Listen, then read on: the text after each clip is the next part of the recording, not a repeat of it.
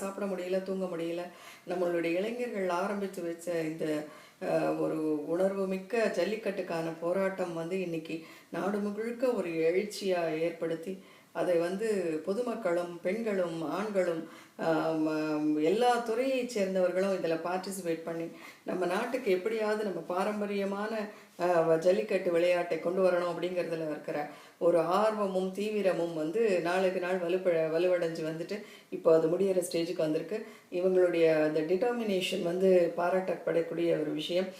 இதில் நம்ம எல்லாரும் பார்ட்டிசிபேட் பண்ணிக்கிறோம் அப்படிங்கிறதுல இந்த இளைஞர்களுக்கு உறுதுணையாக இருக்கிறோங்கிறதுலையும் நம்ம வந்து உறுதியாக இருக்கணும்.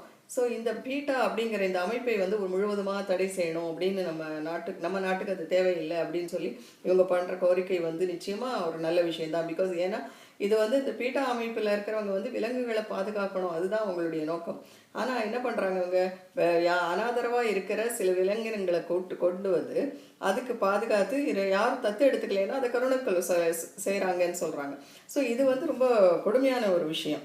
ஸோ இதை வந்து தடை செய்கிறதுல எந்த தப்பும் இல்லை, நம்ம நாட்டுக்கு அது தேவையில்லை. உயிர்கள் இடத்தில் அன்பு வேண்டும், தெய்வம் உண்மை என்று தானறிதல் வேண்டும் அப்படின்னு நம்ம பாரதியார் சொன்னார். ஸோ நம்ம வந்து எல்லா உயிர்கள்கிட்டையுமே அன்பாக இருப்போம். இந்த பாரம்பரியமான கலைகளை காப்பாற்றுறதுக்காக, பாரம்பரியமான இந்த ஜல்லிக்கட்டு விளையாட்டை காப்பாற்றுறதுக்காக, கலைகளை காப்பாற்றுறதுக்காக முயற்சி செய்கிற நாம் பசுவதை செய்கிறதையும் நம்ம தடுக்கணும். ஏன்னா இந்தியா மாதிரி ஒரு தேசபக்தியும் தெய்வ பக்தியும் உள்ள ஒரு நாட்டில் வந்து நம்ம வந்து இந்த மாதிரி பசுக்களை கொன்று அதை ஏற்றுமதி செய்கிறது வந்து அதிகம் அப்படின்னு சொல்கிறதே நமக்கெல்லாம் ஒரு அவமானம் தான். ஸோ அதுவும் நம்ம வந்து தடை செய்யணும். ஆணவ கொலைகளை தடை செய்யணும். அதுக்கப்புறம் விவசாயிகள் நல்ல முறையில் வாழணும்னா அவங்களுக்கான தேவைகள் எல்லாம் பூர்த்தி செய்கிற மாதிரி அவர்களுக்கு விவசாயம் பெருகணும். அப்புறம் வந்து கட்டாயப்படுத்தி காதல் செய்ய வச்சு, அப்படி இல்லைன்னா அவங்க மேலே ஆசிட் ஊற்றுற அந்த கலாச்சாரம் ஒழியணும்.